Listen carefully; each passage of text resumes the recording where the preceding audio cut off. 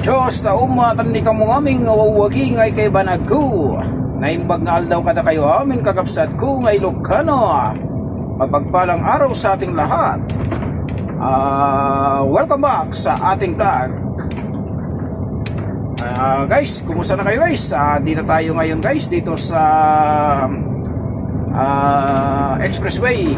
Galing tayo ng Kamis sa Aba. Ito, pauwi na tayo ng Riyadh. So meron pa tayong tatakbuhin ng mga 537 kilometer bago Riyadh. Kita ko doon sa sideboard.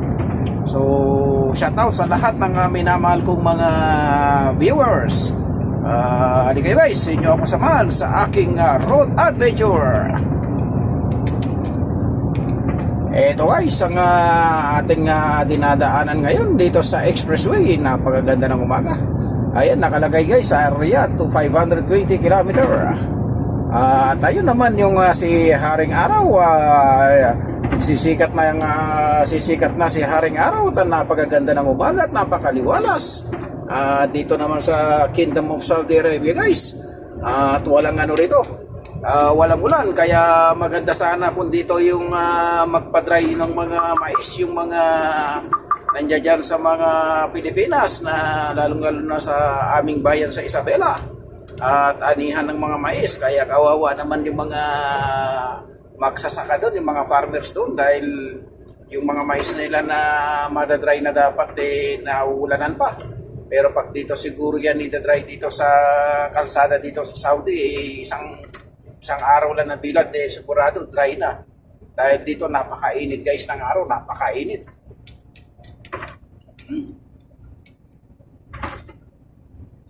Napakaganda ng araw ngayon ng Biyernes dito sa ating dinadaanan dito sa Expressway.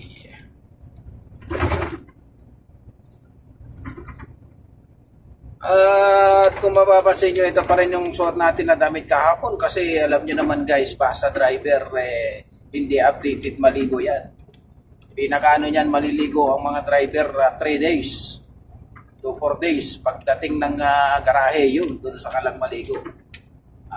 Ito, ganito lang, hilamos-lamos, pwede na yun. Punas-punas lang ng towel, ayos na yun. Wala namang chicks dito sa loob ng truck, tayo lang naman mag-isa rito. Dito, ligo lang yung towel, ligo-ligo din kapag may time pag nasa accommodation. Pero pag ganitong nasa biyahe ka, mas maigi na yung ganito lang. Ilamos-lamos lang, sipilyo, punas ang towel, okay na yun. Ganun ang buhay driver dito sa Kingdom of Saudi Arabia guys. Tulad ng ating dinadaanan palagi guys, laging nasa disyerto tayo. Lagi tayo nasa disyerto.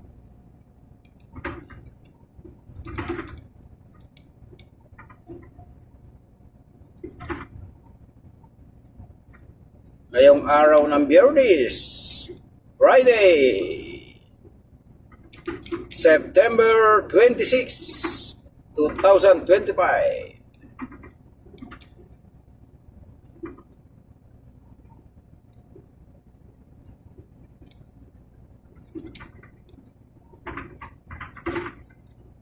Ito yung ating higaan guys, ayan. Kailangan bago tayo bibiyahe, titiklopin muna natin yung kumot, saka itong bedsheet. Ayan, yung bedsheet na yan, yung unan. Ayan. Tapos, andyan naman yung baon natin na tubig, kaldero, ayan. Lang buhay namin dito mga truck drivers.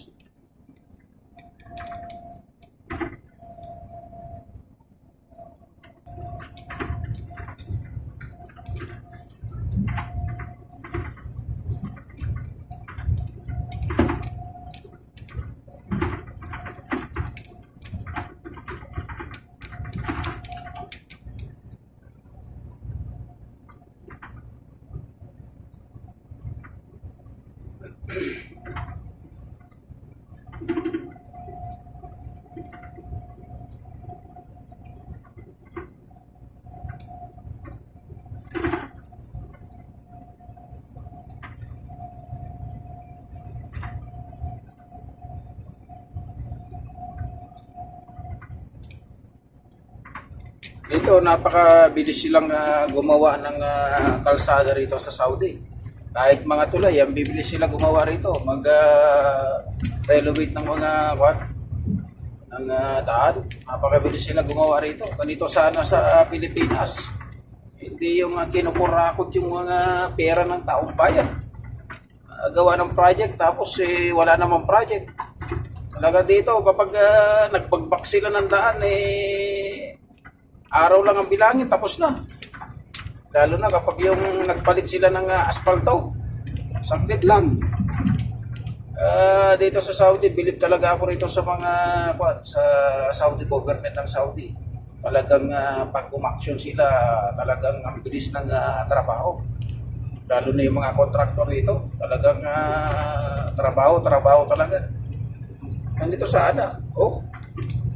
Kita nyo naman, asfalto yan. Kita nyo naman yung gitna, may barrier. Tapos yung daan, talagang may pintura na. Mayroon pang reflector light sa gabi, ito sa gitna. Yung gitna na yan, yung bakal na yan na nakikita nyo sa na yan, nagre-reflect yan sa gabi.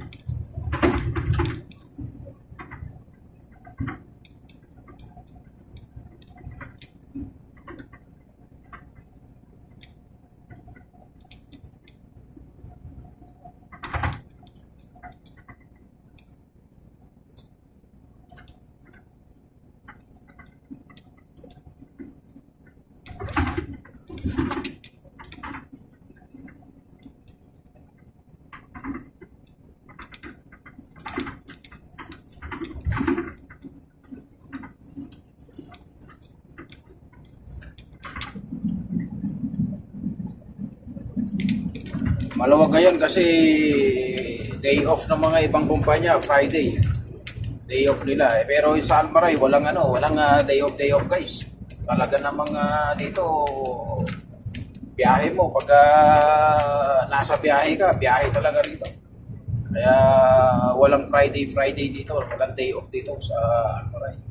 Hindi katulad ng ibang kumpanya na meron silang mga day off. Pero sa ating guys, wala.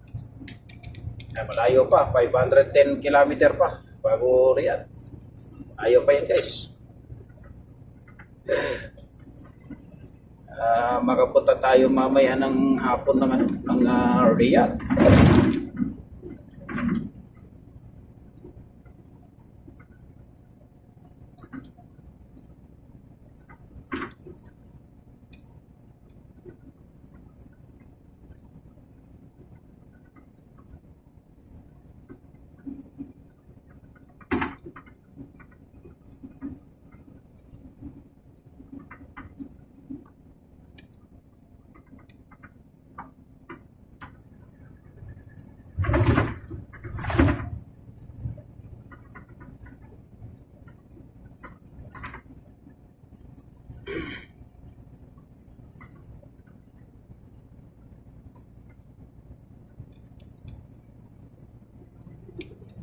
Yan, disyerto. Disyerto yan guys.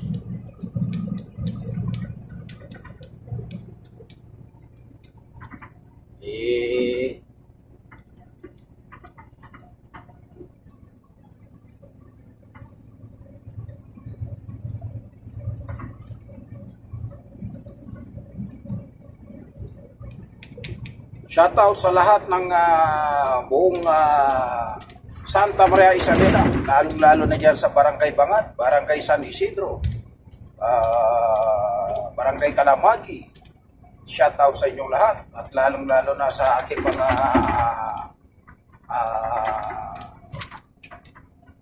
viewers dyan sa Europe. Shoutout sa inyong lahat, lalong-lalo na yung mga galing ng Almaray Company. Shoutout sa inyong lahat. At lalong-lalo na dyan sa mga tropa na nandyan sa New Zealand, lalong-lalo na kay Maximo Cunanan sa New Zealand, Arnel Quintal, shout out sa inyong lahat. Yung mga tropa dyan na galing ng Almaray, shout out sa inyong lahat dyan sa mga tropa na nasa New Zealand. Shout out din sa lahat ng mga co-driver, kapwa ko mga long haul truck driver dito sa Almaray Company. at sa lahat ng mga truck drivers dito sa Kingdom of Saudi Arabia. At yung mga OFW din natin na shoutout saan sa Kuwait. Shoutout sa inyong lahat dyan. Yung mga DH, lalong-lalo na dyan sa Hong Kong, shoutout sa inyong lahat. Sa buong mundo, shoutout sa inyong lahat. At higit sa lahat, shoutout sa lahat ng aking minamahal mga viewers dyan sa Pilipinas. Lalong-lalo na kay Uncle Luis Kabawatan, shoutout sa inyo. Shoutout kay Inno Enjong Madam Babahud. Shoutout kay Uncle Digo Kabawatan. Kabawatan pala. Shoutout kay Uncle Digo Babaran Kabawatan. Shoutout kay Uncle Pablo Babaran Madria, watching from Bangat Santa Maria Isabela. Sa lahat ng mga lalo-lalo sa aking brother na si Jason Bacod, shoutout sa inyo. Shoutout din sa aking pamilya.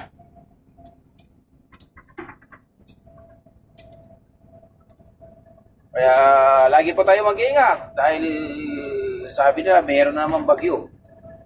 Siguro nakalis na si bagyo. Sana umaraw na para sa ganun makatry na ng mais yung ating mga kababayan dyan sa Isabela.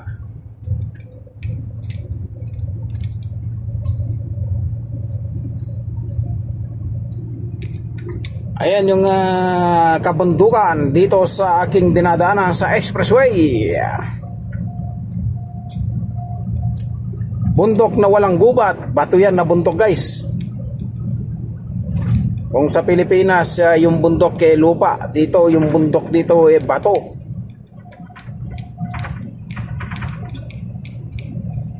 I-share to. Ayan nga yung kasabihan, guys, na nasa Saudi ang hirap, nasa Pilipinas ang sarap ng buhay. Kasi dito sa Saudi, sa abroad, masarap ka lang tawagin na abroad. Pero bago mo mahawakan ang real, kailangan maghirap ka muna. Katakot-takot na puyat, pagod, gutom, sakripisyo. Kahit may sakit ka, sige pa rin, trabaho pa rin. Ganon dito sa abroad. Hanggat kaya mo magtrabaho, trabaho. Kapag hindi mo na kaya magtrabaho, yun, takbo ka na ng ospital.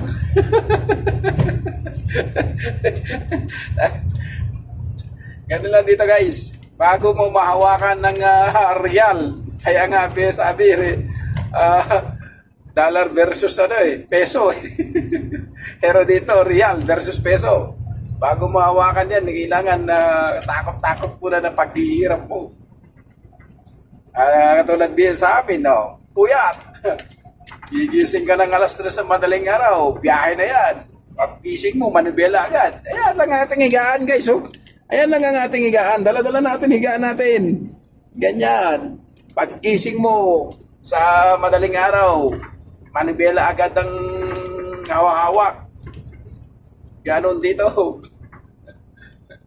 Hindi ka lang driver, kusidero ka pa, labandera ka pa, magwawasing ka pa ng truck.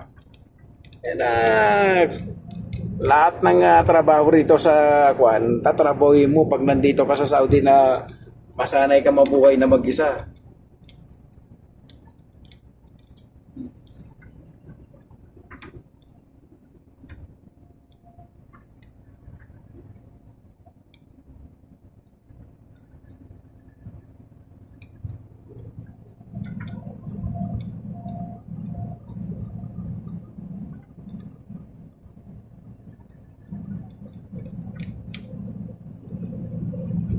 Taas ng bundok na yan na bato.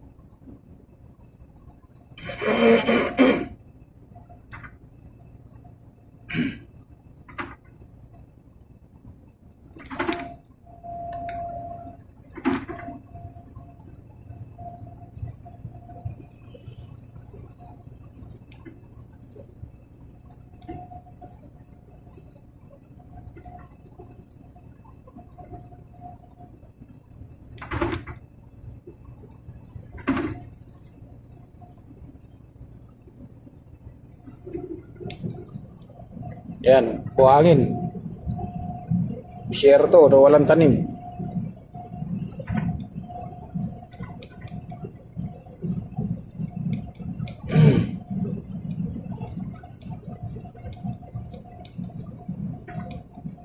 Yung takbo natin guys, ayan lang oh, 90.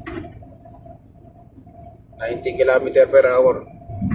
Dahil yan lang yung speed limit na ni Almaray.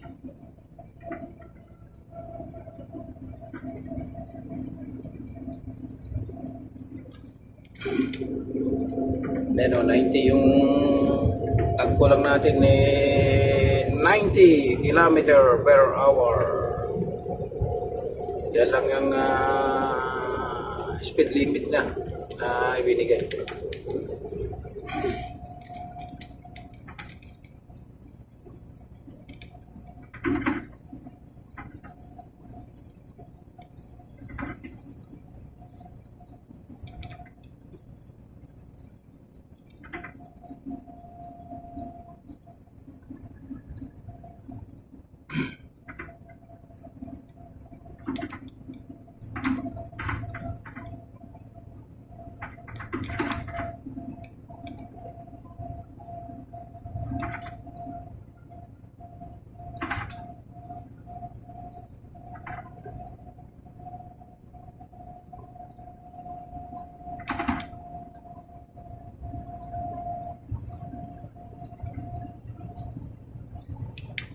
Overtake sana ako guys ng sasakyan eh.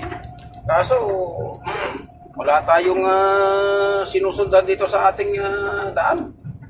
Tayo lang mag-isa kaya hindi tayo makapag-overtake.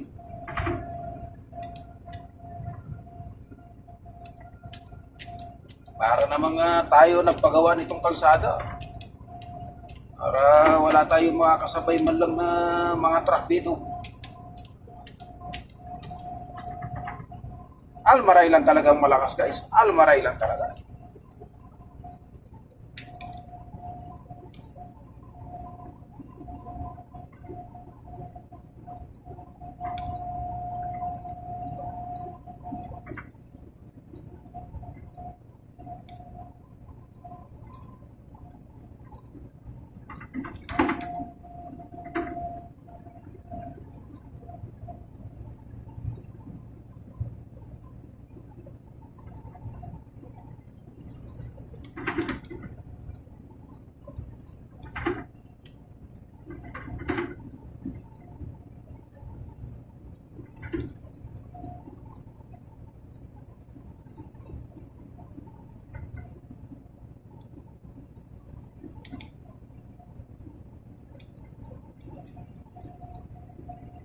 And it's signboard for 190 kilometer.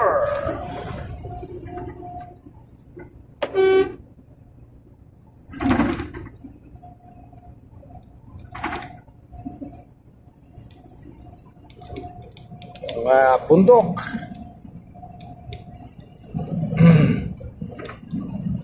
Ang tataas ng mga bundok dito. Pero solid na bato.